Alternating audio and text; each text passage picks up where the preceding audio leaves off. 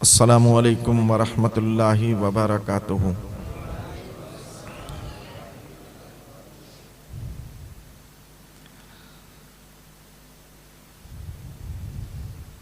الحمد للہ رب العالمین والعاقبۃ للمتقین، والصلاة والسلام علی من کان نبیا وآدم بین الماء والطین، وعلی آلہ الطیبین الطاہرین، واصحابہ المکرمین المعظمین الی یوم الدین۔ اما بعد، فاعوذ باللہ من الشیطان الرجیم، بسم اللہ الرحمن الرحیم۔ اولئک کتب فی قلوبہم الایمان وأیدہم بروح منہ۔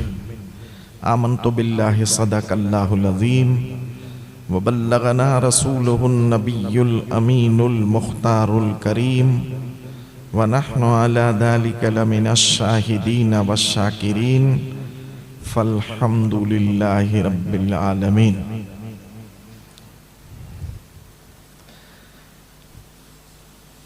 محترم و مکرم علماء کرام و مکرم سامعین حضرات، عزت مآب خواتین اسلام، حمد و ثنا کے بعد قرآن مقدس کی آیت کریمہ کا جز تلاوت کر کے میں نے اپنے آپ کو مشرف کیا، جس میں رب ارشاد فرما رہا ہے کہ یہ وہ لوگ ہیں جن کے دلوں پر اللہ نے ایمان کو نقش کر دیا ہے، وَأَيَّدَهُمْ بِرُوحٍ مِّنْهُ، اور اپنی خاص روح سے اس کی مدد کرتا ہے۔ اس کے بارے میں کچھ عرض کرنے سے پہلے ہم سب مل کر آقا نامدار شہنشاہ ذی وقار، گلشن ہستی کی اولی فصل بہار، نائب پروردگار، حبیب کردگار، شفیع روز شمار، جناب احمد مجتبیٰ محمد مصطفیٰ صلی اللہ تعالیٰ علیہ وسلم کی بارگاہ رسالت میں اپنی محبت کا ثبوت دیتے ہوئے گنبد خضرا کی جانب لو لگا کر بلند آواز سے ہدیہ درود و سلام پیش فرمائیں اور پڑھیں، اللہم صلی وسلم مبارک علی سیدنا حبیبنا و مولانا محمد معدن الجود والکرم والی واصحابہ اجمعین۔ ایک مرتبہ اور درود شریف پڑھیں، صلی اللہ علی النبی الامی وآلہ صلی اللہ علیہ وسلم، صلاۃ و سلام علیکہ یا رسول اللہ، صلاۃ و سلام علیکہ یا حبیب اللہ۔ کچھ عرض کرنے سے پہلے مختصر انداز میں ہدیہ نعت رسول پاک سماعت فرمائیں، پھر اس کے بعد آیت کریمہ کے ماتحت جن موضوعات پر گفتگو کرنے کی ضرورت ہے مختصر وقت کے اندر ان ہستیوں کی بارگاہ میں خراج عقیدت پیش کریں گے۔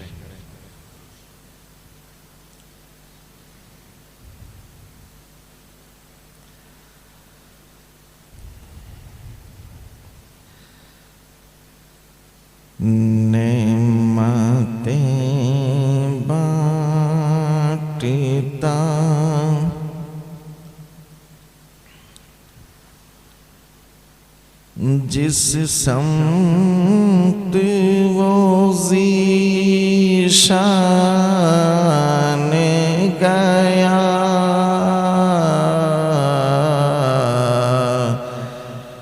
نعمتیں بانٹتا، جس سمت وہ ذی شان گیا،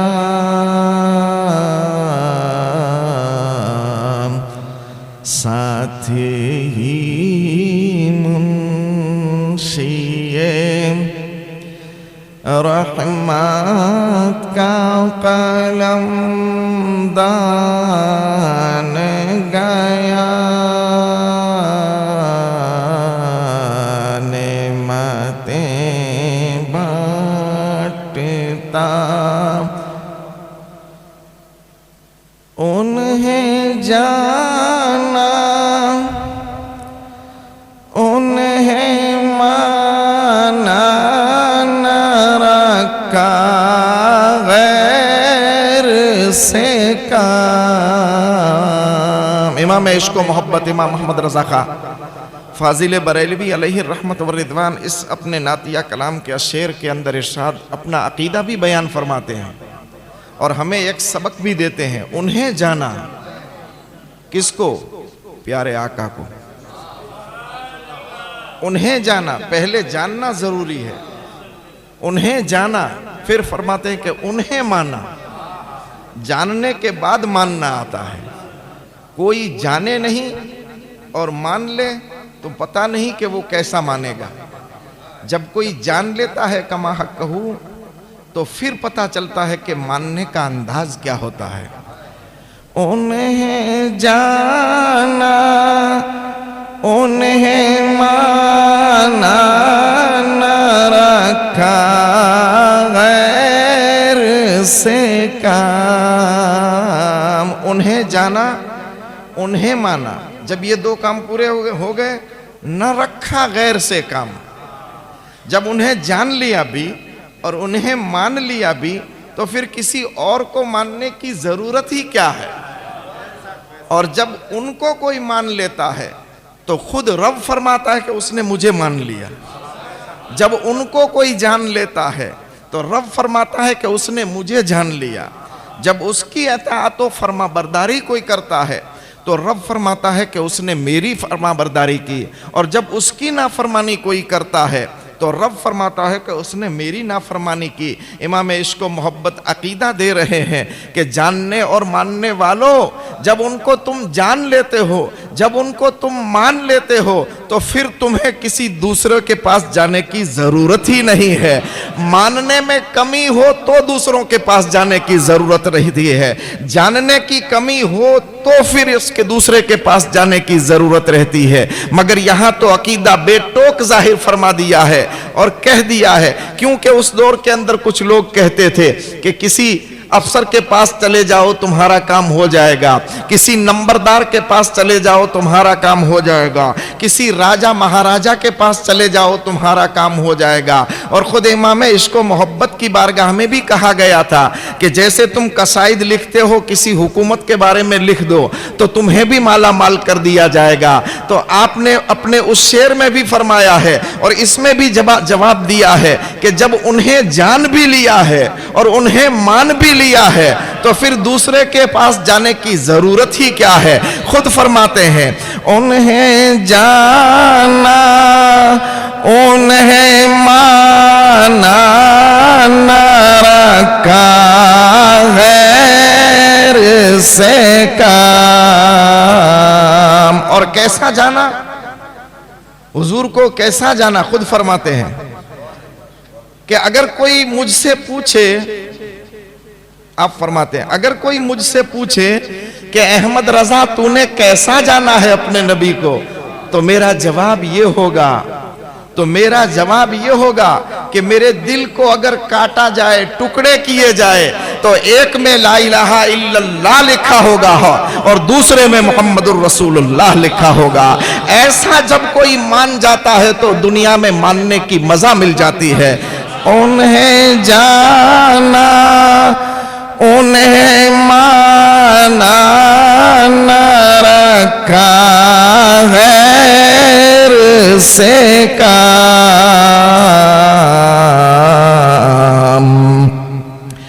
लिल्लाहिल हम्द में दुनिया से मुसलमान गया। और मानने वाले का मिजाज क्या होता है। हजरत ईसा अला नबीना हजरत मूसा अला नबीना अलैहिस्सलातु व तस्लीम बारगाह खुदावंदी में जा रहे थे, कोहे तूर पर तशरीफ ले जा रहे थे। रास्ते में एक आदमी मिला, कहा ए मूसा یہی واقعہ حضرت عیسیٰ کے لیے بھی آتا ہے، مگر میں اس وقت حضرت موسیٰ کی بات کر رہا ہوں۔ اے موسیٰ علیہ السلام، اللہ کے نبی، میرے لیے دعا کر دیجئے کہ اللہ تعالیٰ مجھے عشق کا ایک ذرہ عطا فرما دے۔ میرے لیے دعا کر دیجئے کہ اللہ مجھے عشق کا ایک ذرہ عطا فرما دے۔ تو اللہ کے کلیم نے فرمایا کہ میں بارگاہ خداوندی میں جاتا ہوں، عرض کر دوں گا میرا مولا تجھے عشق کا ایک ذرہ عطا فرما دے گا۔ کوہ طور پر پہنچے، عرض کی میرے مولا رستے میں ایک آدمی ملا تھا، اس نے تیرے عشق کی خیرات مانگی ہے۔ عشق کیا ہے؟ ہم جسے چھوٹی سین سے بولتے عشق، عشق جو بولتے ہیں وہ غلط ہے، اور عشق کا چھوٹی سین سے جو ہوتا ہے وہ مطلب ہی الگ ہوتا ہے۔ ہم وہ عشق نہیں چاہتے جو ہم بولتے ہیں، ہم وہ عشق چاہتے ہیں جو اللہ کے محبوب بندوں نے بتایا ہے۔ حضرت موسیٰ نے عرض کی، مولا اس آدمی نے مجھ سے کہا ہے کہ پروردگار عالم کی بارگاہ میں میرے لیے عشق کا ایک ذرہ مانگ لو، اے مولا دے دے اس کو۔ تو رب نے فرمایا میرے کلیم وہ میرے عشق کا ایک ذرہ برداشت نہیں کر سکے گا۔ ماننے والے کا مجاز یہ ہوتا ہے کہ وہ برداشت نہیں کر سکے گا۔ تو حضرت موسیٰ نے عرض کی، مولا تو پھر آدھا ذرہ دے دے۔ جب ایک ذرہ برداشت نہیں کر سکے گا تو پھر اپنے عشق کا آدھا ذرہ دے دے۔ رب نے فرمایا میرے نبی میں نے اس کو دے دیا آدھا ذرہ، آدھا عشق کا ذرہ دے دیا۔ حضرت کلیم جب وہاں سے واپس لوٹے، دیکھا تو وہ آدمی آسمان کی طرف ٹک ٹکی باندھے کھڑا ہے۔ آپ نے نزدیک آ کر کے سلام کیا، کہا السلام علیکم، سلام کیا تو اس کو پتہ ہی نہیں ہے۔ مریض عشق پر رحمت خدا کی، مرض بڑھتا گیا جھوجو دوا کی، عشق کے مرض کا کوئی علاج ہی نہیں ہے، اور امام عشق و محبت کے عشق کا انداز ہی نرالا ہے۔ کیونکہ دنیا کے اندر کوئی محدث کے انداز سے پہچانا جاتا ہے، کوئی مجدد کے نام سے پہچانا جاتا ہے، کوئی مفسر کی تعریف سے پہچانا جاتا ہے، کوئی فقیہ کی شان سے پہچانا جاتا ہے، کوئی مقرر کے انداز سے پہچانا جاتا ہے، کوئی نعت خواہ کے انداز سے پہچانا جاتا ہے، کوئی بادشاہی کے انداز سے پہچانا جاتا ہے۔ مگر احمد رضا کو نہ محدث اپنی محدثانی شان پر ناز ہے، نہ اپنی دوسری شان و شوکت پہ ناز ہے۔ ان کو اگر شان پر ناز ہے تو ایک ہی پر ہے کہ وہ عشق رسول کی شان ہے۔ آپ فرماتے ہیں، آپ کیا خوب کس انداز میں فرماتے ہیں، عشق کے بارے میں آپ بھی فرماتے ہیں، انہیں جانا انہیں مانا نہ رکھا غیر سے کام، کسی غیر سے میں نے کام ہی نہیں رکھا ہے، میں کیا دوسروں کے پاس جاؤں جب ان کے در سے سب مل رہا ہے۔ ایک آدمی کو سب ایک مالک سے مل رہا ہو تو کسی دوسرے کے پاس جانے کی ضرورت ہی کیا ہے؟ کیوں کاشائے گدائی کسی دوسرے کے پاس کرے جبکہ وہاں سے اتنی خیرات مل رہی ہے، اتنی خیرات مل رہی ہے کہ دوسرے در پر جانے کی ضرورت ہی نہیں ہے۔ آپ نے سنا ہوگا کتنی خیرات ملتی ہے۔ حاتم طائی کے پوتے سے ایک سید زادے کی ملاقات ہوئی، راستے میں شہر مدینہ میں سید زادہ بازار مدینہ میں چل رہا تھا۔ مدینہ وہ مدینہ ہے جس کی ہر گلی پر اللہ نے فرشتے متعین کر دیے ہیں، دنیا کے شہروں کی حفاظت افسر کرتے ہیں، سپاہی کرتے ہیں، لشکر والے کرتے ہیں، مگر شہر مدینہ کی وہ گلیاں ہے جس کی حفاظت کوئی افسر، کوئی سپاہی، کوئی آرمی نہیں کرتی بلکہ اللہ کے فرشتے کرتے ہیں۔ اور تمام جنت کے حسن کو، تمام جنت کے حسن کو جب رب نے سمیٹا تو شہر مدینہ کی ایک گلی بن جاتی ہے۔ وہ مقدس شہر ہے، وہ مقدس شہر ہے، وہ مقدس شہر ہے کہ جس شہر کے حسن کی بات کریں تو بات کرتے کرتے تھک جائیں گے مگر شہر کے حسن کی بات ختم نہیں ہوگی۔ اس لیے کہ جنت میں جب لوگ جنت میں جائیں گے تو وہاں بھی تمنا کریں گے کہ کاش کہ گنبد خضرا یہاں بھی ہوتا۔ حدیث و کتابوں کے اندر آتا ہے کہ رب تبارک تعالیٰ آخری دنوں کے اندر گنبد خضرا کو اس جگہ سے اٹھا کر جنت میں لے لے گا تاکہ عاشقوں کے لیے سکون مل جائے۔ اس در کے گدا، اس در کے گدا بھر دیتے ہیں شاہان زماں کی جولی کو، محتاج کا جب یہ عالم ہے، مختار کا عالم کیا ہوگا؟ اللہ کے کلیم نے دیکھا کہ یہ تو عشق میں ایسا محو ہو چکا ہے، مست ہو چکا ہے کہ اس کو میں نے سلام کیا معلوم بھی نہیں ہے، پھر سے سلام کیا تو اس کو پتا بھی نہیں ہے، تیسری مرتبہ سلام کیا تو اس کو معلوم ہی نہیں ہے۔ ہاتف غیبی سے آواز آئی، میرے کلیم تم سلام کر رہے ہو اور سوچ رہے ہو کہ اس کو پتا نہیں ہے، آرا لے آؤ، آرا لے آؤ اور اس کو کاٹتے جاؤ، اس کو کاٹتے جاؤ گے تب بھی اسے پتا نہیں چلے گا، اس لیے کہ میرے عشق کا آدھا ذرہ میں نے اس کو دے دیا ہے۔ اعلیٰ حضرت کو وہی عشق سرکار کی بارگاہ سے ملا تھا، کیسا ملا تھا؟ تبھی تو خود فرماتے ہیں کہ میرے جسم کے، میرے دل کے ٹکڑے کیے جائے، ایک میں لا الہ الا اللہ، دوسرے میں محمد الرسول اللہ لکھا ہوگا۔ اسی لیے اعلیٰ حضرت نے فرمایا، انہیں جانا انہیں مانا نہ رکھا غیر سے کام۔ یہ تین چیزیں پوری ہوئی، انہیں جانا، انہیں مانا، نہ رکھا غیر سے کام، تو اس کا نتیجہ کیا ملے گا؟ جب یہ تین چیزیں ہو جائے گی تو پھر فائدہ کیا ہوگا؟ صلہ کیا ملے گا؟ بدلہ کیا ملے گا؟ انہیں جانا انہیں مانا نہ رکھا غیر سے کام، للہ الحمد میں دنیا سے مسلمان گیا۔ جب انہیں جان لیا بھی، انہیں مان بھی لیا، کسی غیر سے کام نہیں رکھا، تو رب نے بدلہ یہ عطا فرمایا کہ رب نے آخری وقت میں ایمان بھی سلامت رکھا، اور ایمان اور اسلام کی حالت میں میں دنیا سے مسلمان ہو کر کے گیا۔ یہ امام عشق و محبت کی آج کی محفل پاک، اگر ایک ہی شعر پر بولنا چاہیں تو پوری رات اسی پر نکل جائے۔ خیر، ہم بارگاہ امام احمد رضا میں، بارگاہ امام ربانی میں اور بارگاہ امام حسن مجتبی میں خراج عقیدت پیش کرنے کے لیے حاضر ہوئے ہیں۔ اللہ تعالیٰ ان بزرگ ہستیوں کے فیوز و برکات سے ہم سب کو مالا مال فرمائے، اور ہماری اس محفل پاک کو، نظر و نیاز کو، جس انداز سے جو کچھ پیش کیا گیا میرا مولا اس کو قبول فرمائے، اور ان بزرگوں کی طرف سے ان کی دعائیں ہمیشہ جو کرنے والے، شامل ہونے والے ہیں، سننے میں، بیٹھنے میں، دینے میں، کھانے میں، پینے میں، ان سب کو رب تبارک تعالیٰ عطا فرمائے۔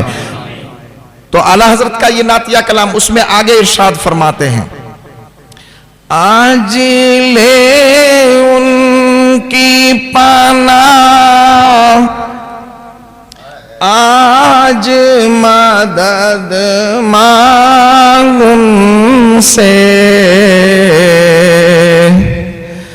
آج لے ان کی پناہ، آج مدد مانگ ان سے۔ ہم کو سبق دے رہے ہیں، آج مانگ لے، ورنہ مانگنے کی تو ضرورت پڑنے والی ہے ہی۔ جب باپ نہیں پوچھے گا، جب بیٹا نہیں پوچھے گا، جب رشتہ دار نہیں پوچھے گا، جب بھائی نہیں پوچھے گا، جب دوست بھاگے گا، جب کوئی کام نہیں آئے گا، وہاں یہ آمنہ کا لال کام آئے گا۔ آج لے ان کی پناہ، آ جا ان کی پناہ میں، اور جب کوئی ان کی پناہ میں آ جاتا ہے تو پھر حال کیا ہوتا ہے؟ پناہ میں آنے والے بلال سے پوچھو کہ کیا حال ہوا تھا، پناہ میں آنے والے ابو بکر سے پوچھو کہ حال کیا ہوا تھا، پناہ میں آنے والے صہیب سے پوچھو کہ کیا حال ہوا تھا، پناہ میں آنے والے ابو ہریرہ سے پوچھو کہ کیا ملا تھا۔ پناہ میں جو آ گیا، جو اس در کے ہو گئے، پھر اسے کسی دوسرے کے پاس جانے کی ضرورت ہی نہیں پڑی۔ تو حاتم طائی کے پوتے سے سید زادے کی ملاقات ہوئی، اور ملاقات کے درمیان میں اس سید زادے سے حاتم طائی کے پوتے نے کہا کہ میرا دادا وہ تھا جس کی ایک حویلی تھی جس کے کئی دروازے تھے، ہر دروازے سے وہ خیرات دیتا تھا، ایک ہی سوالی ایک دروازے پر آیا دیا، پورا نہ ہوا تو دوسرے دروازے پر آیا، میرا دادا اسے بھی دیتا تھا، تیسرے دروازے پر وہی سوالی آتا تب بھی میرا دادا دیتا تھا، چوتھے دروازے پر وہی سوالی آتا تب بھی میرا دادا دیتا، 10 دروازے کو ایک ہی سائل پھر لیتا، پھر بھی میرا دادا منع نہیں کرتا کیونکہ سخی اتنا تھا، سب دروازے سے دیتا تھا۔ سید زادے کی نگاہ جھکی ہوئی ہے، لب پر درود و سلام کے نغمے ہیں، مصطفیٰ کی آل کا جواب تو سنیے، آل بھی بے مثال ہے اور جواب بھی بے مثال ہے۔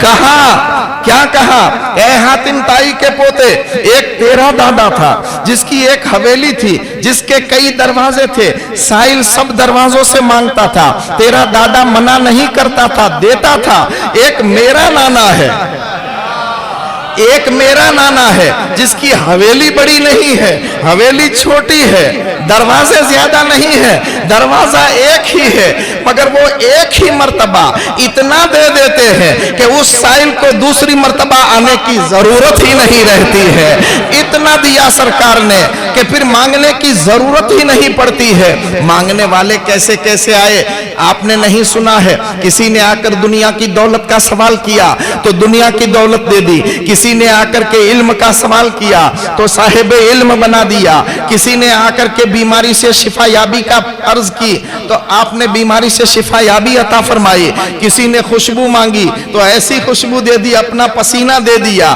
جس انداز کا سوالی سوال لے کر کے آیا میرے آقا نے اس کو ایسا نوازا، ایسا دیا کہ اس کو پھر دنیا میں مانگنے کی ضرورت ہی نہیں پڑی ہے۔ اور دنیا کے سخی کا یہ دستور ہوتا ہے کہ جب ان کے پاس کوئی آ کر کے بولتا ہے تب دیتے ہیں، جب اپنا سوال پیش کرتا ہے تب دیتے ہیں۔ یہ تو ایسا داتا ہے کہ کوئی بولے نہیں خاموش کھڑا ہو جائے تو اسے بھی مل جاتا ہے۔ دنیا کے سخیوں کا یہ دستور ہوتا ہے کہ وہ انسانوں کو دیتے ہیں، میرا مصطفیٰ تو ایسا سخی ہے جو انسان کو بھی دیتا ہے، جانور کو بھی دیتا ہے، جنات کو بھی دیتا ہے، اور حد بتا دوں وہ فرشتوں کو بھی دینے والا وہی آمنہ کا لال ہے۔ اور فرشتوں کو بھی اتنا دیا، فرشتوں کو بھی اتنا دیا کہ فرشتے بھی جب سوچتے کہ مانگنا چاہیے تو وہ کون سا در اختیار کرنا چاہیے تو وہ بھی در مصطفیٰ پر آ جاتے تھے۔ کہا حاتم طائی کے پوتے سے سید زادے نے، ایک میرا نانا تھا جس کی حویلی چھوٹی دروازہ ایک تھا، رب نے بتایا تھا وَلَوْ أَنَّهُمْ إِذْ ظَلَمُوا أَنفُسَهُمْ جَاءُوكَ، اے محبوب کوئی کیسا بھی سوالی آئے، دنیا پر ظلم، دنیا داری کا ظلم کر کے آئے، دین داری کا ظلم کر کے آئے، نفس پر ظلم کر کے آئے، کسی اور پر ظلم کر کے آئے، مگر تیرے دربار میں آ جائے اور آپ بھی اس کے لیے ہاتھ اٹھا دے تو رب اسے معاف فرما دے گا۔ کیسے کیسے سرکار کی بارگاہ میں آئے، آ کر کے ایک صحابی عرض کرتے ہیں یا رسول اللہ ہلاک تو میں ہلاک ہو گیا۔ آپ نے پوچھا کیا ہوا میرے دیوانے؟ صحابہ جانتے تھے کہ کس جگہ پہ عرض کرنا چاہیے، وہ صحابی تھے، اس دور کے وہابی نہیں تھے، صحابی تھے، جانتے تھے کہ مانگنے کا در یہی ہے اور جو دنیا اور آخرت کی دولت وہ یہی سے ملے گی، وہ سب جانتے تھے۔ صحابی نے آ کر کے عرض کیا آقا میں تو ہلاک ہو گیا۔ آپ نے پوچھا کیا ہوا؟ تو سرکار کی بارگاہ میں صحابی نے جب یہ کہا، سرکار نے پوچھا کیا ہوا تو دیوانے نے عرض کیا آقا میں نے روزہ توڑ دیا، روزہ رکھا تھا نہیں رکھ سکا توڑ دیا۔ سرکار نے فرمایا غلام آزاد کرو، آپ نے فرمایا غلام آزاد کرو، کیونکہ ہر درد کی دوا ہے صلی علی محمد، اور تعویذ ہر بلا ہے صلی علی محمد۔ مصطفیٰ کے در پہ جو آ جاتا ہے اس در کے گدا بھر دیتے ہیں۔ شاہان زماں کی جولی کو غوث اعظم سے مانگنے والا خالی نہیں جاتا تو آمنہ کے لال کے پاس سے مانگنے والا خالی کیسے جائے؟ سوال کیا، آپ نے فرمایا غلام آزاد کرو۔ عرض کیا آقا میرے پاس کہاں سے غلام آوے، میں خود غریب آدمی ہوں۔ آپ نے فرمایا تو پھر 60 روزے رکھو، اسلام کا جو قانون ہے وہ بتایا، 60 روزے رکھو۔ عرض کیا آقا ایک بھی نہیں رکھ سکا، وہ بھی توڑ دیا، اب 60 کیا رکھوں گا؟ تو آپ نے فرمایا پھر 60 مسکینوں کو کھانا کھلاؤ۔ تو اس نے عرض کی آقا میں کیا 60 مسکینوں کو کھانا کھلاؤں گا، مدینے کے در میں، مدینے کے شہر میں مجھ جیسا کوئی مسکین ہی نہیں ہے۔ تو حضور مسکراتے ہیں، حدیث کے لفظ ہے فتبسم ضاحکا، یہ لفظ عربی کے فتبسم ضاحکا، سرکار مسکراتے ہیں، اتنا مسکراتے ہیں کہ آپ کے دندان مبارک ظاہر ہو جاتے ہیں، مسکراتے ہیں، فرماتے ہیں اجلس، بیٹھ جائے یہاں پہ، کیونکہ یہاں کوئی خالی نہیں جاتا ہے، تیرے درد کا مداوا یہاں ملے گا، تیرے سوال کا جواب یہاں ملے گا۔ جب 3 چیزیں میں نے تجھے جو بتائی وہ نہیں کر سکتا، وہ رب کا قانون تھا جو میں نے تجھے بتایا، اب مصطفیٰ کی رحمت والا جواب سن لے۔ وہ رب کا قانون تھا جو میں نے تجھے بتایا، اب مصطفیٰ کی رحمت والا جواب سن لے۔ تھوڑی دیر ہوئی تو کھجور کا ایک طباق آیا، کھجور کا ایک طباق آیا، اس نے آ کر کے بارگاہ مصطفیٰ میں پیش کیا۔ سرکار نے فرمایا کہاں ہے سائل، وہ سوال کرنے والا، روزہ توڑنے والا کہاں ہے؟ عرض کی آقا یہاں بیٹھا ہوں۔ آپ نے فرمایا آگے آ گیا، اس کو آگے بلا کر کے وہ کھجور عطا فرمائی اور فرمایا کہ جا یہ کھجور لے جا۔ ہے دنیا کا کوئی مفتی جو ایک تھال میں بھر کر کھجور دے اور کہہ دے کہ تیرے روزے کا کفارہ ہو گیا؟ ہے کوئی دنیا کا سب سے بڑا فقیہ، کوئی ولی، کوئی آدمی ایسا کر سکتا ہے؟ مگر یہ تو مختار کل نبی ہے، جس کے لیے جو فرما دے وہی اسلام کا قانون ہے۔ آپ نے فرمایا جا یہ کھجور لے جا، یہ طباق اٹھا، مدینے کے مسکینوں میں تقسیم کر دے، تیرے روزے کا کفارہ ہو جائے گا۔ اس نے عرض کیا کہ مدینے میں مجھ سے زیادہ کوئی مسکین ہی نہیں ہے، مجھ سے زیادہ کوئی مسکین نہیں ہے۔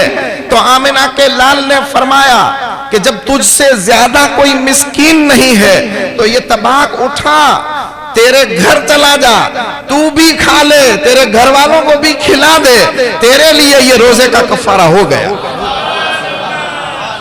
یہ ہے جو مانگنے والا ہے۔ اسی لیے اعلیٰ حضرت نے فرمایا انہیں جانا انہیں مانا نہ رکھا غیر سے کام، للہ الحمد میں دنیا سے مسلمان گئے اور آج لے ان کی پناہ، آج مدد مانگ ان سے، پھر نہ مانیں گے قیامت میں اگر مان گیا، نعمتیں بانٹتا جس سمت وہ ذیشان گیا۔ اسی دینے والے آقا کی بارگاہ میں امام محمد رضا نے بھی سوال کیا تھا، جب حج کے لیے تشریف لے گئے تو انہوں نے بھی سوال کیا تھا۔ آقا احمد رضا دور سے سلام پڑھتا تھا، بے مثال شاعر، بے مثال محدث، بے مثال فقیہ، بے مثال مجدد اور بے مثال نبی کی بارگاہ میں، اور سوال بھی بے مثال۔ سوال کیا کیا آقا؟ دور سے سلام پڑھتا تھا، اور کیسا سلام پڑھتا تھا؟ 100 سال کے اندر اتنا بڑا لمبا سلام کسی نے لکھا ہی نہیں ہے۔ 100 سال کے اندر شعراء بتاتے ہیں کہ آپ کا سلام جو ہے مصطفیٰ جان رحمت، اللہ نے اس کو اتنی مقبولیت عطا فرمائی ہے کہ آج عرب و عجم ہل و حرم، 4 دانگے عالم میں جہاں بھی دیکھو، مانتا ہے وہ بھی وہ پڑھتا ہے، نہیں مانتا وہ بھی وہ پڑھتا ہے۔ کسی نے سید طاہر علاء الدین لاہوری زبردست بزرگ گزرے ہیں پاکستان میں، ان سے پوچھا کہ حضرت ہم مدینہ شریف جائیں تو وہاں سلام کس انداز سے بارگاہ مصطفیٰ میں پڑھیں؟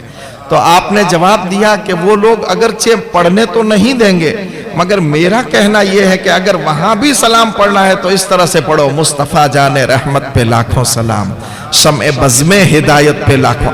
اور یہ ایک جو ہے مصطفیٰ جان رحمت پہ لاکھوں سلام، جان رحمت، مصطفیٰ اور جان رحمت، یہ 2 جملوں پر ایک تقریر ہو سکتی ہے، 2 ہی جملوں پر۔ مصطفیٰ مطلب چنا ہوا، पसंद किया हुआ। मुस्तफा किसका चुना हुआ? रब का चुना हुआ। किसका पसंद किया हुआ? रब का पसंद किया हुआ। और जाने रहमत, रहमत की जान, हुजूर सिर्फ रहमत नहीं है बल्कि रहमत की जान है। मुस्तफा जाने रहमत पे लाखों सलाम। इस पर ही पूरी एक तकरीर हो सकती है। तो सैयद अलाउद्दीन ताहिर लाहौरी ने फरमाया कि वहां वो पढ़ने तो नहीं देंगे, मगर अगर वक्त मिले, मौका मिले तो इसी सलाम के साथ बारगाह मुस्तफ़ा में सलाम पेश किया जाए। और सरकार आला हजरत के कलाम का अंदाजा लगाना हो तो इस अंदाज से हम लगा सकते हैं कि जिस तरफ आपने निगाह उठाई, जिस तरफ मेराज की तरफ, एक आदमी आया आपकी बारगाह में और आकर के कहा कि हजरत मैंने कसीदा मेराजिया लिखा है, इसको जरा चेक फरमा दे। तो आपने फरमाया कि इस वक्त तो मेरे पास टाइम नहीं है, असर के वक्त में चेक कर लूंगा। वो चिट्ठी, वो पर्चा लिया, काशाना पे अंदर तशरीफ ले गए और जब जाकर के थोड़ी देर के बाद जब वक्त मिला तब देखा तो आपके दिल को सुकून नहीं मिला। आपने नमाज जोहर के बाद से लेकर असर से पहले तक कसीदा मेराजिया लिख डाला।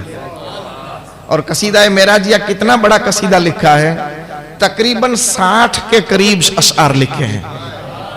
और बरमला लिखा है, वो सरवरे किश्वरे रिसालत, वो सरवरे किश्वरे रिसालत जो अर्श पर जलवगर हुए थे, नरे नए निराले तरब के सामा अरब के मेहमान के लिए थे। वहां फलक पर, यहां जमीन पर मची थी शादी, रची थी शादी, मची थी धूमें। उधर से अनवार हंसते आते, इधर से नफहात उठ रहे थे। बचा जो उनके तलवों का धोवन, बचा जो उनके तलवों का धोवन, बना वो जन्नत का रंगो रोगन। आला हज़रत का तख़य्युल देखो, एक एक लफ्ज में, एक एक शेर के अंदर या तो कुरान की आयत का तर्जुमा या हदीस की तर्जुमानी कर रहे हैं। बचा जो उनके तलवों का धोवन, बना वो जन्नत का रंगो रोगन। जिन्होंने पाई दुल्हा की उतरन, वो फूल गुलजारे नूर के थे। और वही तो अब तक छलक रहा है, वही तो अब तक छलक रहा है, वही तो अब तक, आज तक वही तो अब तक छलक रहा है, वही तो जोबन टपक रहा है। नहाने में जो गिरा था पानी, नहाने में जो गिरा था पानी, कटोरे तारों ने भर लिए हैं, कटोरे तारों ने। फिर जब सरकार के मेराज की तरफ ख्याल गया तो आपने क्या फरमाया? तबारकल्लाह शान तेरी, ए अल्लाह तेरी भी शान बेनियाजी है। तबारकल्लाह शान तेरी, तुझी को ज़ैबा है बेनियाजी, तुझी को ज़ैबा है बेनियाजी। कहीं तो वो जोशे लन तरानी, हजरत मूसा ने सवाल किया था, कहा लन तरानी लन तरानी लन तरानी। कहीं तो वो जोशे लन तरानी, कहीं तकाजे विसाल के थे। आजा उदनो मिन्नी उदनो मिन्नी उदनो मिन्नी, आजा प्यारे आजा। फिर आगे फरमाते हैं कि कौन कौन गया? ये जब किसी ने पूछा कि मेराज पर गया कौन, तो आपने कहा कि इसका मैं क्या जवाब दूं? वही है अव्वल, वही है आखिर, वही है जाहिर, वही है बातिन। उसी के जलवे, उसी के जलवे, उसी से मिलने, उसी से उसकी तरफ गए थे। उसी के जलवे, उसी से मिलने, उसी से उसकी तरफ गए थे। और फिर आगे फरमाते हैं कि मेराज को कौन समझ सकेगा? तो कह दे खिरद से कह दो कि सर झुका ले, अकल को कह दो कि यहां सर झुका ले। खिरद से कह दो कि सर झुका ले, गुमा से गुजरे गुजरने वाले। खिरद से कह दो कि सर झुका ले, गुमा से गुजरे गुजरने वाले। पड़े हैं यहां खुद जेहत को लाले, इधर उधर किधर किधर ये सब जेहत जो है इनको भी लाले पड़े। ये पड़े हैं यहां खुद जेहत को लाले, किसे बताए किधर गए थे। और कमाने इमका के झूठे नुक्तो, कमाने इमका के झूठे नुक्तो, तुम अव्वलो आखिर के फेर में हो। आला हज़रत कहते कमाने इमका के झूठे नुक्तो, तुम अव्वलो आखिर के फेर में हो। और कमाने इमका के झूठे नुक्तो, तुम अव्वलो आखिर के फेर में हो। मोहित की चाल से तो पूछो, یہ بہت پیچیدہ سوال ہے. اعلیٰ حضرت ایک ایک شعر میں یا تو جیومیٹری کی بات کر رہے ہیں، یا سائنس کی بات کر رہے ہیں، یا معراج کی بات کر رہے ہیں، یا فقہ کا مسئلہ بتا رہے ہیں، یا حدیث سمجھا رہے ہیں، یا قرآن کی آیت سمجھا رہے ہیں. ایک ایک شعر کے اندر کئی سبق دیے جا رہے ہیں. کمان امکا کے جھوٹے نکتوں، تم محیط کی چال سے تو پوچھو، محیط کی چال سے تو پوچھو. پھر آگے کیا فرماتے ہیں؟ کمان امکا کے جھوٹے نکتوں، محیط کی چال سے تو پوچھو. یہ اول و آخر کے فیر میں کیوں ہو؟ آپ فرماتے ہیں اول کون آخر کون؟ محدث عبدالحق دہلوی تو فرماتے ہیں کہ اول بھی حضور، آخر بھی حضور، ظاہر بھی حضور اور باطن بھی حضور. یہ اعلیٰ حضرت اشعار کی دنیا میں. اور شعر شاعری کے لیے تو امام احمد رضا چاہیے. کیسا شعر شاعری کا انداز تھا. مدینہ شریف جب تشریف لے گئے، میں بتا رہا تھا اس مدینہ شریف شہر مقدس کے اندر ایک شاعر ہندوستان کا گیا، شاعر اطہر بلرام پوری یا رام پوری ایسا کچھ نام ہے. جب وہ گیا تو اس نے سرکار کائنات کی بارگاہ میں ایک شعر لکھا اس وقت کے ماحول کے لحاظ سے. سرکار کے روضہ مبارک کے سامنے دو کھجور کے جھاڑ درخت کھڑے تھے. اس کو جب اس شاعر نے دیکھا تو اس نے کہا کب ہے درخت حضرت والا کے سامنے. یہ شعر لکھا، کب ہے درخت حضرت والا کے سامنے، مجنو کھڑے ہیں خیمہ لیلا کے سامنے، مجنو کھڑے ہیں خیمہ لیلا کے سامنے. اعلیٰ حضرت نے جب یہ شعر سنا تو لرز گئے. میرے حضور کو خیمہ لیلا کہا، میرے آقا کو یہ کہا. عشق کہاں برداشت کر سکتا ہے؟ آپ نے فرمایا بلاؤ اس شاعر کو. شاعر کو بلایا، کہا آپ کا یہ جو دوسرا مصرع ہے یہ غلط جا رہا ہے، اس لیے کہ حضور کی شان سے خلاف جا رہا ہے. اس نے کہا تو حضرت آپ اصلاح فرما دے. آپ نے فرمایا کب ہے درخت، کب ہے درخت روزے شہ والا کے سامنے. دو درخت جو کھجور کے کھڑے تھے اس کے بارے میں. کب ہے درخت روزے شہ والا کے سامنے، قدسی کھڑے ہیں عرش معلا کے سامنے، قدسی کھڑے ہیں عرش معلا کے سامنے. اور نعتیہ کلام کے بارے میں حکومت نان پارا والے نے جب کہا، کسی نے کہا کہ حضرت آپ کو پیسے کی زیادہ ضرورت رہتی ہے، حکومت نان پارا کا نواب جو ہے وہ بہت پیسہ دیتا ہے جو اس کی شان میں اشعار لکھتا ہے، آپ لکھ دو جو دو چار اشعار. ابھی جو نعت پڑھی گئی وہ کمال حسن حضور ہے کہ گمان نقص جہاں نہیں، یہی پھول خار سے دور ہے، یہی شمع ہے کہ دھواں نہیں. میں نثار تیرے کلام پر ملی یوں تو کس کو زباں نہیں. وہ سخن ہے جس میں سخن نہ ہو، وہ بیاں ہے جس کا بیاں نہیں. اور وہی لامکا کے مکی ہوئے، وہی لامکا کے مکی ہوئے، سر عرش تخت نشیں ہوئے. وہ نبی ہے جن کے ہے یہ مکان، وہ خدا ہے جس کا مکان نہیں. اور پھر آگے فرماتے ہیں کہ کروں تیرے نام پہ جاں فدا، کروں تیرے نام پہ جاں فدا، نہ یک جاں بلکہ دو جہاں فدا. دو جہاں سے بھی نہیں جی بھرا، کروں کیا کروڑوں جہاں نہیں. آگے آخر میں فرماتے ہیں کروں مدح اہل دبل رضا. جب لوگوں نے سوال کیا تھا کہ نان پارا کی حکومت کے ریاست کے نواب کے بارے میں قصیدہ لکھ دو، تب آپ نے یہ کلام لکھا اور آخر میں کہا کروں مدح اہل دبل رضا. پڑھے اس بلا میں میری بلا، اس بلا میں میری بلا، پڑھے اس بلا میں میری بلا. میں گدا ہوں اپنے کریم کا، میں بھکاری ہوں مصطفیٰ کے در کا. جو اس در کا بھکاری ہو جاتا ہے وہ دنیا کی تاجوروں کا بھی بادشاہ ہو جاتا ہے. میں گدا ہوں اپنے کریم کا، میرا دین پارے نہ نہیں، روٹی کا ٹکڑا میرا دین نہیں ہے. اور شعر شاعری پر اگر بولنا چاہے تو تقریر پوری اسی پر ہو جائے گی، اور پیچھے والے ایسے ہی دیکھتے رہیں گے کہ یہ چار پانچ آگے جو بیٹھے ہیں یہی بولتے رہتے ہیں، ہم تو سمجھتے بھی نہیں کہ یہ کیا کہنا چاہتے ہیں.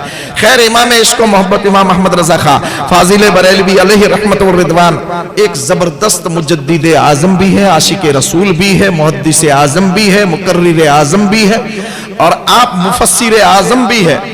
اس دنیا کو تقریباً 1300 کے آس پاس امام اعلیٰ حضرت نے کتابیں دی ہیں. اتنی کتابیں دی. آج دنیا میں کوئی مانے یا نہ مانے، ان کو منانے کی کیا ضرورت ہے؟ کوئی یہ کہے کہ میں سورج کو نہیں مانتا ہوں تو سورج کو کیا فرق پڑے گا؟ ارے تو نہیں مانتا تو تو گھر میں گھس جا، اس کے اجالے کے پاس نہ جا. کیا ضرورت ہے سورج کو تیرے منانے کی؟ سورج کو کوئی نہ مانے تو اس سے سورج کو کوئی فرق نہیں پڑتا ہے، خود اس کو فرق پڑتا ہے. ایسے اللہ کے ولی کو کوئی نہ مانے یا کسی عالم ربانی کو کوئی نہ مانے تو اس کو ضرورت نہیں ہے، کیونکہ سمندر کی مچھلیاں بھی اس کے لیے دعا کرتی ہے، سمندر کی مچھلیاں بھی اس کے لیے دعا کرتی ہے، اس کو کسی کی ضرورت نہیں ہے، ضرورت تمہیں ہے۔ کھانے کے وقت بھی دین کی ضرورت، پینے کے وقت بھی دین کی ضرورت، پیدا ہونے کے وقت بھی دین کی ضرورت، مرنے کے وقت بھی دین کی ضرورت، تیجے کے موقع پر بھی دین کی ضرورت، 40ویں کے موقع پر بھی دیندار کی ضرورت۔ ضرورت تجھے ہے، بھاگتا رہے، کوئی ضرورت نہیں ہے۔ تو امام عشق و محبت کو کوئی مانے یا نہ مانے ان کو فرق نہیں پڑتا۔ آپ بے مثال ایک عالم دین بھی ہے، عالم ربانی بھی ہے، ولی کامل بھی ہے، کتب وقت بھی ہے، آپ اپنے زمانے کے مجدد اعظم بھی ہے۔ محدثانہ انداز سے دیکھا جائے تو حدیثیں اتنی بیان کیے کہ فتاوی رضویہ پورا بھرا پڑا ہے، اور جب فقہ کی بات کی جائے تو اورنگزیب عالمگیر کا معاملہ اگر دیکھا جائے تو آپ نے 100 مفتیوں کو جمع کیا تھا، 100 مفتیوں کو جمع کیا تھا، اور بادشاہ تھا خود 100 مفتیوں کو تنخواہ دیتا تھا، اور کئی سال تک بٹھایا انہوں نے، تو 100 مفتیوں نے مل کر 6 جلدیں لکھی، فتاوی عالمگیری 6 جلدیں لکھی، 60 میں 6 جلدیں لکھ دی انہوں نے، 100 مفتیوں نے مل کر۔ بادشاہ کے حکم سے دوسرا کچھ کام نہیں کرتے تھے، بس یہی کام کرتے تھے۔ 6 جلدیں لکھی 100 نے مل کر، یہاں تو اکیلے نے مل کر کے 13 جلدیں لکھ دی، اور اس انداز سے لکھ دی، کسی کے پاس تنخواہ بھی نہیں لی۔ اس امت پر بہت بڑا احسان ہے اعلیٰ حضرت کا۔ آج جو مولانا حضرات، آج جو علماء کرام ناز کر رہے ہیں، یا دعوت اسلامی ہو یا اور کوئی ہو، یہ علم کا جو ساز بجتا ہے، یہ نگر نگر اور ڈگر ڈگر علم پھیل رہا ہے، یہ صدقہ ہے اعلیٰ حضرت کا 100 سال کے اندر، کیونکہ آپ کوئی چھوٹے موٹے عالم نہیں تھے، 100 علوم و فنون کے ماہر تھے، 100 علوم و فنون کے ماہر۔ ماہر کسے کہتے ہیں؟ ایک تو جاننا ہوتا ہے اور ایک ماہرانہ انداز ہوتا ہے۔ جاننا اسے کہا جاتا ہے کہ تھوڑا جان لے، پھر تھوڑا جان لے، پھر تھوڑا جان لے، اور ماہر اسے کہتے ہیں کہ اس کا ایک ایک رگ و ریشہ جانتا ہو، وہ آدمی اس میں ماہر ہوتا ہے۔ تو 100 فنون ایسے فن تھے جس فن کا میرے جیسے کو نام پوچھو تو نام بھی نہیں آتا ہے، ایسے 100 فن جاننے والے کو امام احمد رضا خان فاضل بریلوی کہا جاتا ہے۔ یہ ایسی عبقری شخصیت ہے کہ ہر انداز سے دین کی خدمت کی ہے۔ آپ نے قلم سے بھی دین کی خدمت کی ہے، آپ نے پریکٹیکل بھی دین کی خدمت کی ہے، آپ نے اپنی دولت سے بھی دین کی خدمت کی ہے۔ اور ایک یوں سمجھا جائے کہ ایک یونیورسٹی کے اندر کئی پیریڈ ہوتے ہیں، کئی کتابیں ہوتی ہے، 10 20 25 50، اس پر پی ایچ ڈی کروائی جاتی ہے۔ ارے اعلیٰ حضرت تو وہ ذات ہے کہ خود اعلیٰ حضرت پر کئی لوگوں نے پی ایچ ڈی کی ہے، کئی لوگ پی ایچ ڈی کر کے پروفیسر بنے ہیں۔ تو یہ امام عشق و محبت ہے۔ سرکار امام اعلیٰ حضرت صرف اتنے بڑے عالم تھے ایسا ہی نہیں ہے، بلکہ عمل کی دنیا میں دیکھا جائے تو اعلیٰ حضرت عمل میں بھی بے مثال تھے۔ کتنا عمل بے مثال تھا۔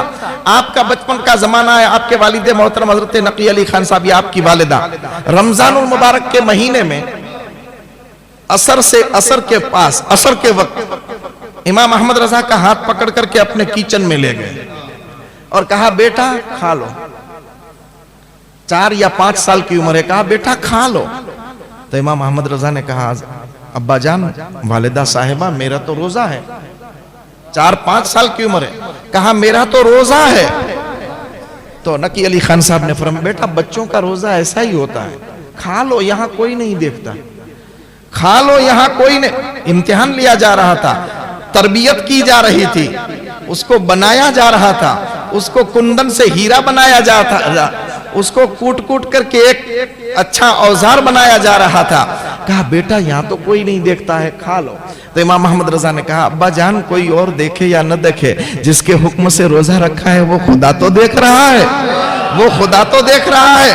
آج ہم کہتے ہیں کہ ہمیں کوئی نہیں دیکھتا، ہم چھپ چھپ کر کے فلمیں دیکھیں، ہمیں کوئی نہیں دیکھتا، باپ نہیں دیکھتا، بیٹا نہیں دیکھتا، رشتہ دار نہیں دیکھتا، بھائی نہیں دیکھتا، ارے اور کوئی دیکھے یا نہ دیکھے خدا تو دیکھ رہا ہے۔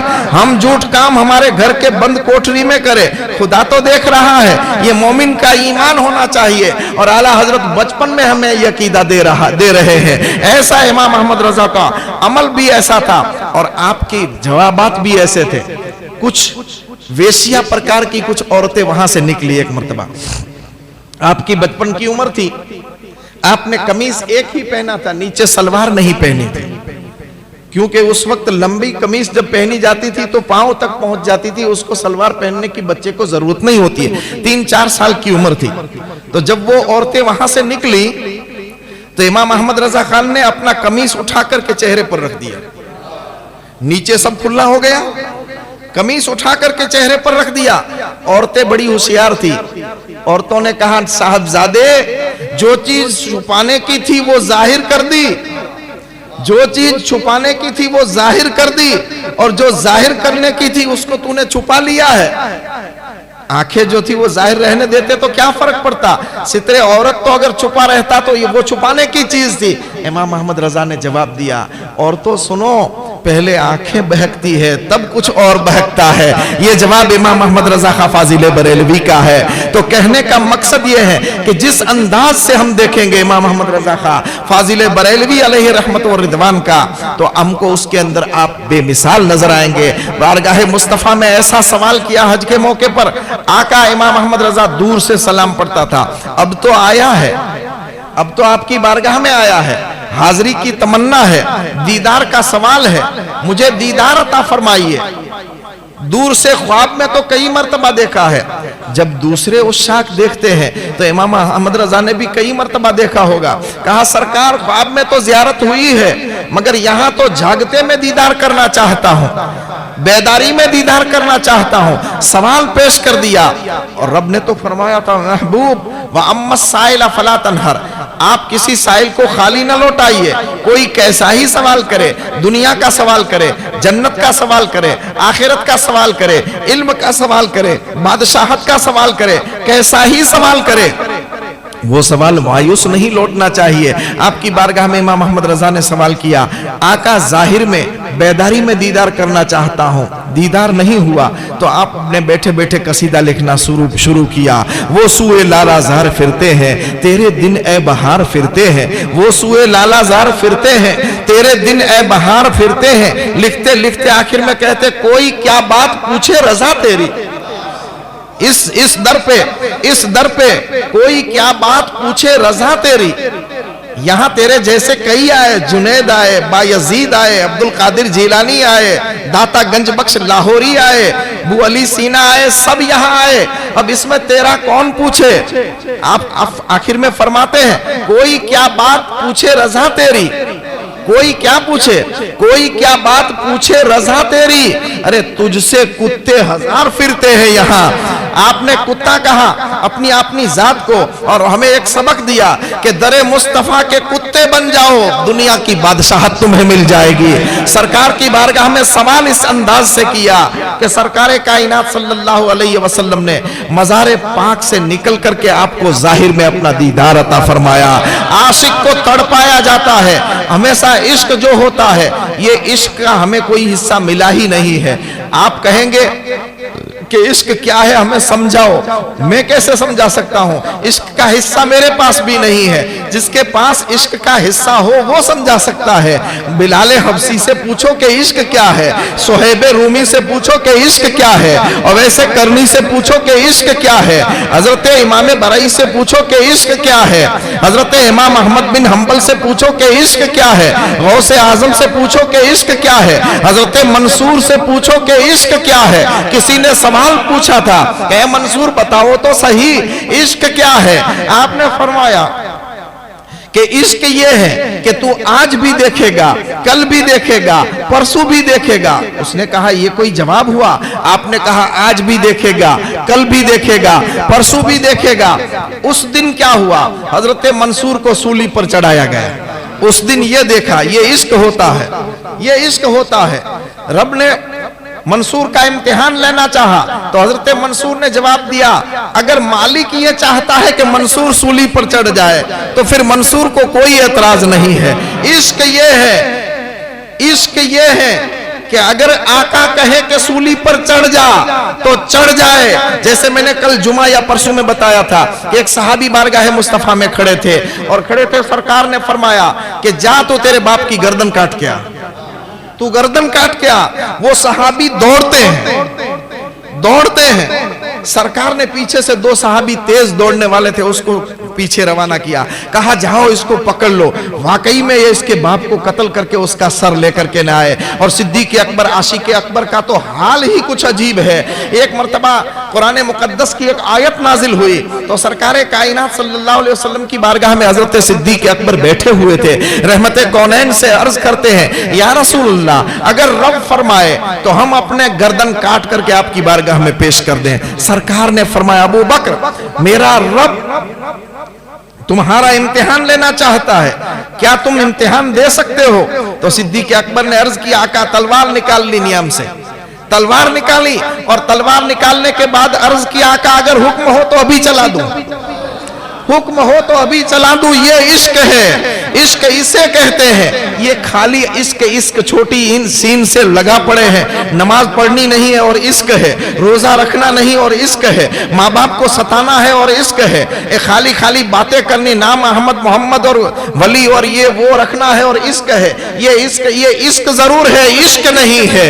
इश्क एक ऐसी चीज होती है कि जब आदमी किसी चीज पर इश्क करता है तो ये सोचता है कि उसकी रफ्तार से मेरी रफ्तार मिले, उसकी बात से मेरी बात मिले, उसके अमल से मेरा अमल मिले, उसके फरमान पर मैं अमल करता जाऊं। इसी को आशिक कहा जाता है। तो हजरत मंसूर ने कहा, आज देखेगा, कल देखेगा और परसों देखेगा, उस दिन का। और ये मंसूर कौन है? शायद आपने ये भी सुना होगा, ये हजरत मंसूर जुनैद बगदादी के शागिर्द भी है, हजरत जुनैद के शागिर्द भी है। तो हजरत मंसूर को उस दिन सूली पर चढ़ाया गया। दूसरे दिन आपके जिस्म के आज़ा काटे गए, हाथ को अलग काटा, नाक को अलग काटा, कान को अलग काटा। ये दूसरे दिन ये हुआ, ये देखा। तीसरे दिन आपके जिस्म के जितने हिस्से काटे गए थे उन सबको जलाया गया और उसकी खाक को दरियाए दजल्ला के अंदर डाला गया। फिर किसी ने पूछा, मंसूर इश्क क्या है? आपने फरमाया, सूली पर चढ़ा वो भी इश्क था, हाथ पैर कटे वो भी इश्क था, और जो जलाया गया वो भी इश्क था। अरे अगर यार इसमें राजी है कि हाथ कटे, जिस्म के आज़ा कटे, जिस्म के हिस्से जलाए जाए, यार इसमें राजी है तो फिर इश्क की मेराज यही है। ये मंसूर कौन थे? इनकी बहन हमेशा जंगल के अंदर रात के वक्त इबादत के लिए चली जाती थी। एक दिन निकली तो हजरत मंसूर ने कहा, बहन कहाँ जा रही हो? कहा कि मैं ऐसी जगह जा रही हूँ जहाँ तुम्हारा काम नहीं है। हजरत मंसूर छुप छुप करके बहन के पीछे पीछे चलते रवाना हुए। जंगल में जब पहुंचे, आधी रात के बाद उसकी बहन ने मांगना शुरू किया, मौला इश्क का जाम अता फरमा दे, परवरदिगारे आलम इश्क और मोहब्बत का जाम अता फरमा दे। जब मांगा तो आसमान से एक प्याला उतरा, आसमान से एक इश्क का प्याला उतरा, उसने पीना शुरू किया। पीती जा रही थी, पीछे से हजरत मंसूर ने आवाज दी, बहन थोड़ा मेरे लिए भी रख लेना, बहन थोड़ा मेरे लिए भी रख लेना। बहन ने देखा कि मेरा भाई भी आ गया है, प्याला बहुत कुछ तो पी गई थी, थोड़ा एक घूंट रखा था। कहा, मंसूर देती तो हूं मगर तू बर्दाश्त नहीं कर सकेगा, क्योंकि इश्क को हर कोई बर्दाश्त नहीं कर सकता है। देती तो हूं मगर तू बर्दाश्त नहीं कर सकेगी। तो वो इश्क का एक घूंट जो बचा था वो हजरत मंसूर ने पी लिया। पीते ही कहा कि अनल हक, पीते ही कहा अनल हक, ये इश्क है। तो इमाम इश्क व मोहब्बत को और सरकार की बारगाह से इश्क की खैरात मिली थी। और जो मुजद्दिद होता है, अपने वक्त की तमाम चीजों पर, माहौल पर उनकी नजर होती है। जहां जहां बुराई जन्म लेती है, मुजद्दिद उस बुराई को खत्म करने के लिए अपनी पूरी ताकत सर्फ कर देता है। इमाम अहमद रजा हो या इमाम रब्बानी हो या इमाम अहमद बिन हंबल हो या इमाम शाफई हो या उमर बिन अब्दुल अजीज हो या हजरत इमाम गजाली हो या सरकार गौसे आजम हो, मैं आपको बताऊं, हम आज जिसकी महफिल के अंदर शामिल हुए वो हजरत इमाम हसन मुज्तबा, इमाम रब्बानी और इमाम इश्क व मोहब्बत इमाम अहमद रजा खा फाजिल बरेलवी, इमाम हसन रज़ी अल्लाह तआला अन्हु। आपने जुमा के अंदर सुना कि हुजूर के बड़े नवास हैं, इमाम हुसैन के बड़े भाई हैं। आप जहां जहां फजीलत की हदीसें आई है वहां उस फजीलत की हदीसों में सबसे पहले इमाम हसन का नाम आया है, बाद में इमाम हुसैन का नाम आया। और इमाम हसन को रब तबारक ताला ने यह मकाम अता फरमाया है कि गौसियत कुबरा का ताज जो है, गौसियत कुबरा का ताज जो है वो सिर्फ और सिर्फ आपको और आपकी औलाद को ही मिला है। امام حسین کی اولاد کو نہیں ملا ہے۔ امام حسین کی اولاد میں امام آئے ہیں، امام حسین، پھر امام زین العابدین، پھر امام باقر، پھر امام جعفر صادق، پھر امام موسیٰ کاظم، پھر تقی، پھر حضرت نقی، پھر حضرت حسن عسکری، یہ سب امام آئے ہیں۔ اور یہاں پہ غوثیت کبریٰ کا تاج امام حسن کو اللہ تعالیٰ نے عطا فرمایا۔ کتنا بڑا تاج اور کیوں عطا فرمایا یہ بھی سنتے چلو۔ حضرت امام حسن نے دیکھا کہ دو مسلمان کے گروہ کے اندر فساد اور جھگڑا ہو رہا ہے، تو آپ نے حکومت حضرت امیر معاویہ کو سپرد کر دی۔ حکومت خلافت جو تھی وہ حضرت امیر معاویہ کو سپرد کر دی۔ جب یہ قربانی امام حسن نے دی تو رب نے فرمایا اے میرے نبی کے نواسے، تو نے دین کے لیے، مسلمانوں کی بھلائی کے لیے اتنی قربانی دی ہے، تو اب غوثیت کبریٰ کا تاج میں تیرے لیے قیامت تک رکھ دیتا ہوں۔ آپ خود غوثیت کبریٰ پر فائز ہوئے، مقام غوثیت کبریٰ پر فائز ہوئے آپ خود، اور آپ کے بعد فرد الافراد، سید الاسیاد، محبوب سبحانی، قندیل نورانی، سرکار غوث اعظم شیخ عبدالقادر جیلانی۔ امام حسن کے بعد غوثیت کبریٰ پر کون فائز ہوا؟ غوث اعظم۔ اور غوث اعظم کے بعد غوثیت کبریٰ پر کون فائز ہوگا؟ امام مہدی، وہ بھی امام حسن کی اولاد میں سے ہوں گے۔ یہ تینوں امام حسن کی اولاد سے، دو امام حسن کے اور ایک امام حسن خود۔ اور اللہ نے وہ مقام عطا فرمایا تھا کہ اعلیٰ حضرت نے امام حسن و حسین کی شان میں بھی جب کلام لکھا تو اتنا بے مثال لکھا ہے۔ آپ فرماتے ہیں کہ تیری نسل پاک میں ہے بچہ بچہ نور کا، تو ہے عین نور، تیرا سب گھرانہ نور کا۔ اور آگے فرماتے ہیں ایک سینے تک مشابہ، امام حسن حضور کے سر سے لے کر سینے تک، ایک سینہ تک مشابہ، ایک وہاں سے پاؤں تک۔ امام حسین ناف سے سر سینے سے لے کر کے پاؤں تک، ایک سینے تک مشابہ، ایک وہاں سے پاؤں تک۔ حسن سبتین، دونوں بھائی کا حسن، حسن سبتین، ان کے جاموں میں ہے نیما نور کا۔ اللہ نے ایسا حسن عطا فرمایا ہے کہ آج حسنی اولاد جو ہوگی، امام حسن کی اولاد میں سے جو ہوں گے وہ بڑے خوبصورت ہوں گے۔ آج بھی آپ دیکھ سکتے ہو، کیونکہ چہرے پر حسن مصطفیٰ، چہرے پر سرکار کا حسن تھا، اس حسن کی خیرات ان کی اولاد کو ملی ہے۔ تو جو حسنی سادات ہے وہ خوبصورت زیادہ ہوں گے، اور جو حسینی سادات ہے وہ جلالی زیادہ ہوں گے، اس لیے کہ وہاں جلال ملا ہے، یہاں جمال ملا ہے، یہاں غوثیت کبریٰ ملی ہے، وہاں امامت ملی ہے۔ دونوں بھائیوں کو رب نے اتنا بڑا نوازا ہے، مگر ہمارا المیہ یہ ہے کہ ہم ایک کو ہی پہچانتے ہیں، بڑے بھائی کو تو ایسا جانتے ہی نہیں ہیں۔ تو کہنے کا مقصد یہ کہ امام حسن رضی اللہ تعالیٰ عنہ کو رب تبارک تعالیٰ نے بڑا مقام اور مرتبہ عطا فرمایا ہے۔ حدیثوں کی دنیا میں دیکھنے جائیں تو ایک مرتبہ سرور کائنات صلی اللہ تعالیٰ علیہ وسلم اپنے کاشانہ نبوت کے اندر بیٹھے ہوئے تھے، امام حسن تشریف لائے، آ کر کے کہا نانا جان، لوگوں کے بچے سواریوں پر سوار ہوتے ہیں، مجھے سواری پر سوار ہونا ہے۔ لوگوں کے بچے سواریوں پر سوار ہوتے ہیں، مجھے بھی سواری پر سوار ہونا ہے، اور سواری پر سوار ہوتے وقت ہاتھ میں لگام ہوتی ہے، میرے ہاتھ میں بھی لگام چاہیے۔ تو حدیث کی کتابوں کا مطالعہ کرے تو معلوم پڑتا ہے کہ سرکار اس انداز سے ہو جاتے ہیں جیسے سواری ہو۔ زبان کا ادب یہ اجازت نہیں دیتا کہ میں دوسرے انداز سے بات کروں۔ جیسے سواری ہوتی ہے سرکار اس انداز سے ہو جاتے ہیں، دونوں ہاتھ زمین پر رکھ دیتے ہیں، دونوں پیر زمین پر رکھتے ہیں۔ کہا بیٹا حسن بیٹھ جاؤ، حسن بیٹھ جاؤ۔ یہاں پر ہم تو یہ دیکھتے ہیں کہ نواسے نے سواری مانگی، نانا نے دے دی، بٹھا دیا، مگر اگر سوچنے جاؤ تو بہت کچھ سکھایا جا رہا ہے، تربیت کی جا رہی ہے۔ بیٹا آج مجھ پر سوار ہو جاؤ، کل پوری امت کو تمہارے ساتھ سواری کرنا ہے۔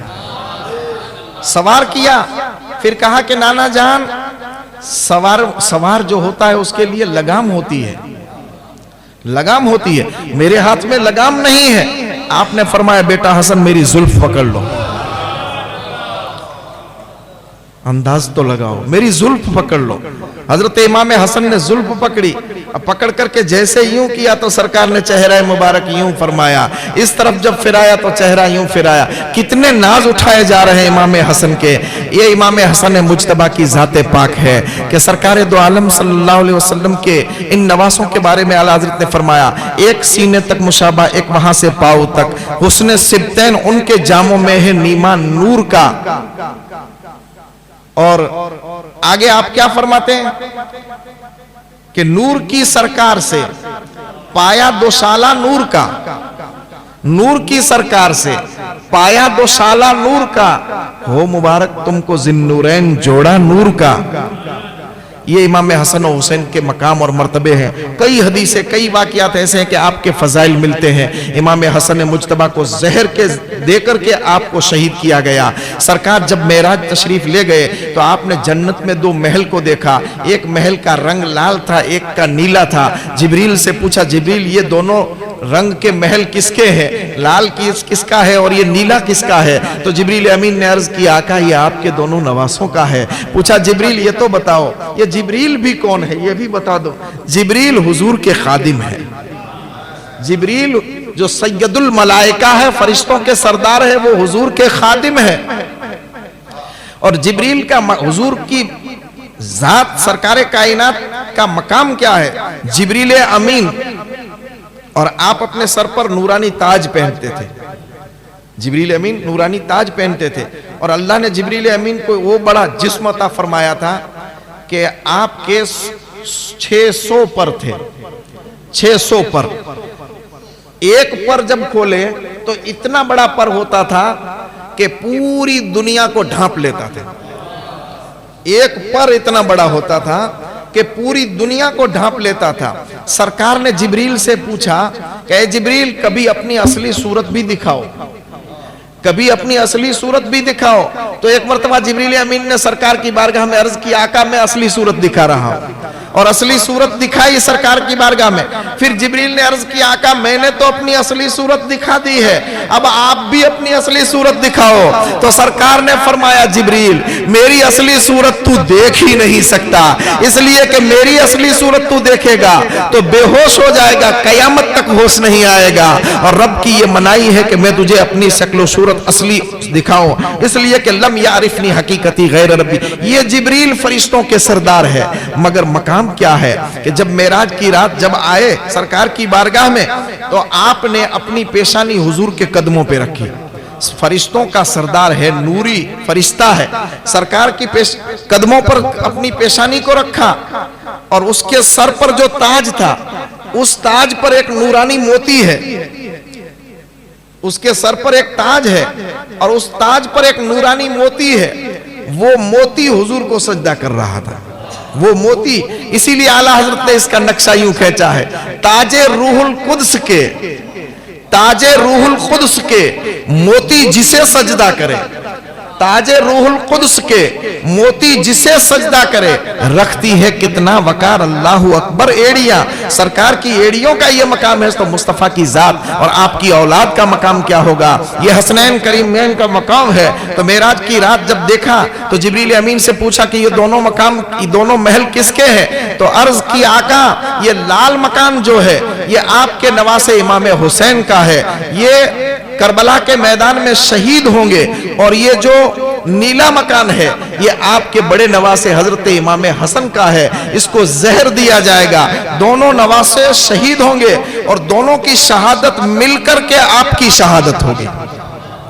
کیونکہ نبی ایک آدمی میں دو شہادت جمع نہیں ہو سکتی، یا تو ظاہری شہادت ملے تو باطنی نہیں مل سکتی، اور باطنی ملے تو ظاہری نہیں مل سکتی، اور اگر دو میں سے کوئی ایک شہادت نہ ملے تو کوئی نبی کہہ سکتا ہے کہ میری جیسی شہادت حضور کو نہیں ملی ہے۔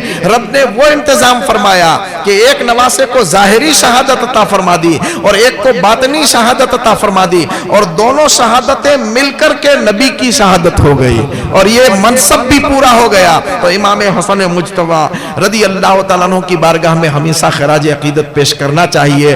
جب جب امام حسین کی بارگاہ میں خراج عقیدت پیش کریں تب تب امام حسن کی بارگاہ میں بھی خراج عقیدت پیش کرنا چاہیے۔ اور امام ربانی مجدد الف ثانی شیخ احمد فاروقی سرہندی کا ذکر تو ہم نے جمعہ کے اندر بہت کچھ سن چکے ہیں، وہ امام ربانی جن کے بارے میں ان کی والدہ فرماتی ہے کہ جب ان کی ولادت ہوئی تو میں نے دیکھا کہ میرا گھر پورا اولیاء سے بھرا ہوا ہے، میرا پورا گھر اولیاء سے بھرا ہوا ہے، اور اس میں سے کوئی آواز دینے والا کہتا ہے کہ اللہ کے ولیوں، اس شیخ احمد اس بچے کی زیارت کرتے جاؤ، اس کا دیدار کرتے جاؤ، جو اس کا دیدار کرے گا اللہ تعالیٰ اس کے گناہوں کو معاف فرما دے گا۔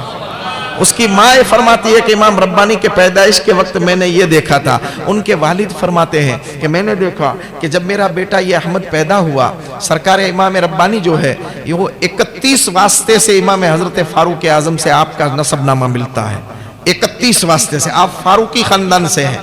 اور سلسلہ طریقت میں امام ربانی کو اللہ تعالیٰ نے وہ شرف عطا فرمایا تھا کہ 16 سلسلوں کی اجازت تھی، 16 سلسلوں کی اجازت تھی، ہر سلسلے میں مرید کر سکتے تھے۔ اور خاص آپ نے جو پسند فرمایا وہ سلسلہ نقشبندیہ ہے جو سیدنا صدیق اکبر سے وہ ملتا ہے۔ تو یہ امام ربانی آپ کے والد فرماتے ہیں کہ جب آپ کی ولادت ہوئی تو میں نے خواب میں دیکھا کہ سرور کائنات جناب احمد مجتبی محمد مصطفیٰ صلی اللہ تعالیٰ علیہ وسلم میرے گھر تشریف لائے، میرے گھر تشریف لائے، سرہند میں سرکار تشریف لائے، اور تشریف لانے کے بعد میں نے دیکھا کہ سرہند کی ہر گلی خوشبو سے بھر گئی، جہاں دیکھو خوشبوئیں آ رہی ہے۔ پھر سرکار نے فرمایا اے شیخ احد تیرے بیٹے احمد کو مجھے دے، تو میں نے گود میں اٹھا کر کے حضور کی بارگاہ میں امام ربانی کو پیش کیا۔ جب آپ کو دیا تو حضور صلی اللہ علیہ وسلم نے امام ربانی کے داہنے کان میں اذان کہی اور بائیں کان کے اندر اقامت پڑی۔ کیا مقام اور کیا شان ہے امام ربانی کا۔ یہ تو بچپنے کی بات ہے، یہ تو پیدائش کی بات ہے، دنیا میں آنے کی آخری ایک بات بتا دوں۔ امام ربانی مجدد الفسانی ایک مرتبہ بیٹھے ہوئے تھے، سوچ رہے تھے کہ میں نے یہ جو تجدیدیت کا کام پیش کیا ہے وہ اللہ کی بارگاہ میں قبول ہے بھی یا نہیں، کیا معلوم ہے اس کا صلہ مجھے ملے گا بھی یا نہیں ملے گا۔ جب یہ سوچ رہے تھے تو غیب سے آواز آئی امام ربانی ہم تجھے بدلہ دینا چاہتے ہیں، بول کیا مانگتا ہے؟ ہم تجھے بدلہ دینا چاہتے ہیں، کیا مانگتا ہے؟ کیا تو یہ مانگتا ہے کہ دنیا میں سب پیروں سے زیادہ تیرے مرید ہو جائے؟ یہ مانگتا ہے؟ تو امام ربانی نے عرض کی مولا مجھے یہ نہیں چاہیے، مجھے یہ بھیڑ بھاڑ نہیں چاہیے۔ آپ نے فرمایا مجھے یہ بھیڑ بھاڑ، آج بھی مزار پر دیکھو تو سکون لگا ہوا ہے، جو گئے ہیں اس میں سے کئی لوگ میرے ساتھ بھی تھے اور دوسری الگ الگ انداز سے بھی گئے ہوں گے، مگر وہاں جو سکون ملتا ہے وہ سکون کی حالت کسی اور جگہ پہ میسر نہیں آتی ہے۔ آپ نے فرمایا میرے رب مجھے یہ بھیڑ بھاڑ نہیں چاہیے، مجھے اتنے مریدین نہیں چاہیے۔ تو پھر غیب سے آواز آئی شیخ احمد تو پھر تو یہ چاہتا ہے کہ تیرے مزار پر اتنے لوگ آئے جتنے کسی ولی کے مزار پر نہ گئے ہو، کیا تو یہ چاہتا ہے؟ تو آپ نے عرض کی مولا میں یہ بھی نہیں چاہتا کہ میرے مزار پر آ کر کے لوگ بھیڑ کریں، شور و غل کریں، میں یہ بھی نہیں چاہتا۔ ایسے کئی سوالات کیے، حضرت امام ربانی نے سب میں جواب دیا مولا یہ نہیں چاہتا، یہ نہیں چاہتا، یہ نہیں چاہتا۔ غیب سے آواز آئی شیخ احمد آخر چاہتا کیا ہے؟ مٹا دے اپنی ہستی کو، اگر کچھ مرتبہ چاہے کہ دانہ خاک میں مل کر گلے گلزار ہوتا ہے۔ آدمی جب مٹا دیتا ہے تو اللہ وہ مقام عطا فرماتا ہے۔ اور رب کی طرف سے آواز آتی ہے کہ شیخ احمد پھر چاہتا کیا ہے؟ تو کیا مانگتا ہے جو میں تجھے عطا کروں؟ تو امام ربانی نے عرض کی مولا میدان محشر میں جب تو کرسی عدالت پر بیٹھا ہو، مولا میں یہ چاہتا ہوں کہ جب تو میدان محشر میں کرسی عدالت پر بیٹھا ہو اور تیرا محبوب کرسی شفاعت پر بیٹھا ہو، تو عدالت کی کرسی سے رحمت کی جولیاں بھر بھر کے تیرے محبوب کو دے رہا ہو، اور تیرے محبوب رحمت کی جولیاں جو بھری ہوئی ہے اس کو بانٹ رہے ہو، میں اس حالت میں تیرے محبوب کو دیکھ رہا ہوں۔ میں یہ چاہتا ہوں کہ میں اس وقت کھڑا کھڑا تیرے محبوب کے چہرے کو دیکھتا رہوں کہ میرا آقا کتنی شان والا ہے، کہ ساری دنیا سوالی بنی ہوئی ہے اور دینے والا ایک ہی ہے، سب کو رحمتیں دیتا ہے، شفاعت دیتا ہے، برکت دیتا ہے۔ میں یہ چاہتا ہوں کہ وہ منظر میں دیکھتا رہوں، اور پھر یہ چاہتا ہوں کہ پھر سرکار حکم فرمائے، شیخ احمد آگے بڑھ، رحمت کا کچھ حصہ تو بھی لے جا، رحمت کا کچھ حصہ تو بھی لے جا۔ تو سرکار کے ہاتھوں سے، مولا تیرے ہاتھ سے نہیں، تیرے ہاتھ سے نہیں، میرے نبی کے ہاتھ سے، میرے آقا کے ہاتھ سے، میرے پیارے محبوب کے ہاتھ سے مجھے رحمت کا حصہ ملے، مجھے رحمت کا حصہ ملے، اور اس حصے کو پھر میں دنیا والوں میں تقسیم کروں، اور ایسا تقسیم کرتا جاؤں کہ جو مجھے مانتا تھا اسے بھی رحمت دوں، جو مجھ سے محبت کرتا تھا اس سے بھی رحمت دوں، جو میرا نام لے کر کے دعا مانگتا تھا میں رحمت اسے بھی عطا کروں، اور جو مجھ سے محبت کر کے میرا ذکر کرتا تھا میں اسے بھی رحمت عطا کروں۔ اے اللہ میں یہ چاہتا ہوں۔ یہ امام ربانی مجدد الفسانی ہے۔ آگے ایک بات اور بتاؤں، شیخ نعمان نام کے ایک آپ کے حضرت خواجہ باقی باللہ کے ایک خلیفہ ہے، شیخ نعمان۔ جب حضرت خواجہ باقی باللہ امام ربانی کے پیر و مرشد، آپ نے امام ربانی کو اپنا مرید بنا لیا تو کہہ دیا کہ اب میں میری دکان کو بند کرتا ہوں، ہماری بھاشا میں اب میں کسی کو مرید نہیں۔ یہاں تو معاملہ ایسا ہوتا کہ پیر مریدوں کو تلاش کرتے ہیں، مرید مل جائے مرید، اور وہاں مرید پیر کو تلاش کرتے تھے، کئی سالوں کے بعد پیر ملتے تھے۔ تو جب باقی باللہ مل گئے، امام ربانی کو مرید بنایا، خلافت دے دی، تو آپ نے فرمایا آج سے کوئی میرا مرید نہ بنے۔ خواجہ باقی باللہ نے فرمایا کیونکہ جس موتی کی مجھے تلاش تھی وہ موتی مجھے مل گیا ہے۔ مجھے خواب میں سرکار مدینہ نے آ کر کے بتایا تھا کہ باقی باللہ ہندوستان چلا جا، وہاں پہ ایک طوطی تجھے ملے گا، ایک طوطی تجھے ملے گا، وہ طوطی کو تو دودھ پلانا، وہ تجھے شکر پلائے گا۔ پیر مرید کو دیتا ہے، مگر اس خواب میں طوطی پیر کو بھی دے رہا ہے کہ جا ہندوستان، وہاں ایک موتی ملے گا، ایک طوطا ملے گا، اور وہ طوطی کو تو دودھ پلانا، وہ تجھے شکر کھلائے گا، تو اس کو اپنے دامن میں سمیٹ لینا۔ بس ایک ہی کے ذریعے سے تیری دنیا بھی بن گئی اور آخرت بھی بن گئی۔ خواجہ باقی باللہ فرماتے ہیں کہ امام ربانی کو مرید بنانے کے بعد میں نے مرید کرنا چھوڑ دیا، کسی کو میں خلافت نہیں دیتا تھا۔ امام ربانی سے فرمایا دیکھو شیخ احمد، کسی کو کچھ لینا ہے تو مجدد الفسانی سے لے، اب میں نہیں دوں گا۔ بلکہ میں نے تو ایک کتاب میں یہاں تک پڑھا ہے کہ جب امام ربانی توجہ فرماتے تھے، راہ سلوک کے سبق طے کرواتے تھے، تو خود باقی باللہ ادب باندھ کر کے کھڑے ہو جاتے تھے، خود باقی باللہ ہاتھ باندھ کر کے کھڑے ہو جائے۔ ارے پیر جس کے سامنے ادب سے کھڑا ہو جائے اور کہے کہ امام ربانی وہ آفتاب ہے کہ جس کی روشنی میں میرے، باقی باللہ کہتے ہیں کہ میرے جیسے ہزاروں ستارے گم ہو جائیں گے۔ ان کا ایک خادم تھا شیخ نعمان، اس نے کہا، باقی باللہ نے کہہ دیا کہ جس کو جو کچھ لینا ہے امام ربانی کے پاس جائے، میرے پاس کوئی نہ آئے۔ اور یہاں تک کہ امام حضرت خواجہ باقی باللہ کے دو بیٹے تھے، ان کو بھی کہہ دیا کہ تم کو بھی کچھ فیض چاہیے تو امام ربانی سے لے لینا، میں نہیں دوں گا۔ اور اپنی اہلیہ، خود کی گھر والی، خواجہ باقی باللہ کی گھر والی، ان کے بارے میں امام ربانی سے فرمایا شیخ احمد میرے گھر والوں کو پر توجہ دو، میں نہیں دوں گا، تمہارے ہوتے ہوئے میں توجہ نہیں دوں گا۔ اب کتنا بڑا موتی ہوگا۔ تو شیخ نعمان نے کہا کہ میں امام ربانی سے کچھ نہیں لوں گا، میں تو خواجہ باقی باللہ سے لوں گا، اس لیے کہ میں مرید بھی باقی باللہ کا ہوں، خلیفہ بھی باقی باللہ کا ہوں۔ شیخ احمد امام ربانی سے کچھ نہیں لوں گا۔ رات کو سوئے، خواب میں دیکھا کہ حضور تشریف لائے، حضور تشریف لائے، ساتھ میں صدیق اکبر بھی ہے۔ تو سرکار صدیق اکبر سے فرماتے کہ ابو بکر شیخ نعمان سے کہہ دو، ابو بکر شیخ نعمان سے کہہ دو کہ کسی کو کچھ چاہیے تو وہ باقی باللہ کے پاس نہ جائے، امام ربانی کے پاس چلا جائے، کیونکہ احمد، شیخ احمد جو ہے، جو امام ربانی جو ہے، वो मेरा भी महबूब है, खुदा का भी महबूब है। जो मेरा भी दोस्त है, खुदा का भी दोस्त है। जो उससे मोहब्बत करता है, अल्लाह उसे भी अपना महबूब बना लेता है। ये तो इमाम रब्बानी मुजद्दिद अल-फैसानी की जात थी, जिनके बारे में डॉक्टर इकबाल भी हदिया तशक्कुर पेश करते हैं। और इमाम इश्क व मोहब्बत इमाम अहमद रजा ख़ाज़िल बरेलवी, ये मुजद्दिदों की लिस्ट है, मुजद्दिदों की तारीफ है। उनकी नज़र हर चीज़ पर होती है, कहाँ बुराई होती है वहाँ उनकी नज़र होती है, हर जगह पर वो ख्याल रखते हैं। और जहाँ जहाँ बुराइयाँ सर उठाती है वहाँ उस बुराई को मिटाते हैं। आज भी ज़रूरत है मुजद्दिद की। मुजद्दिद ऐसे जाहिर नहीं होता कि मैं और तुम कह दो। मैंने पहले बताया था कि मुजद्दिद ऐसे जाहिर होता है कि खुद हुजूर ख्वाब में आकर के फरमा जाते हैं, या कई औलिया को ख्वाब में आकर के सरकार फरमाते हैं कि ये वक्त का इमाम और मुजद्दिद है, इसके पास से जाकर के अब इल्म हासिल करो, इससे जाकर के पूछो। ये नहीं कि ये मेरा पीर मुजद्दिद है, ये मेरा उस्ताद मुजद्दिद है, ये मेरा फला वो मुजद्दिद है। ऐसे मुजद्दिद जाहिर नहीं होते हैं, मुजद्दिद बड़ी देर से जाहिर होते हैं। इसीलिए तो एक शायर कहता है कि हजारों साल नरगिस अपनी बेनूरी पे रोती है, हजारों साल नरगिस अपनी बेनूरी पे रोती है।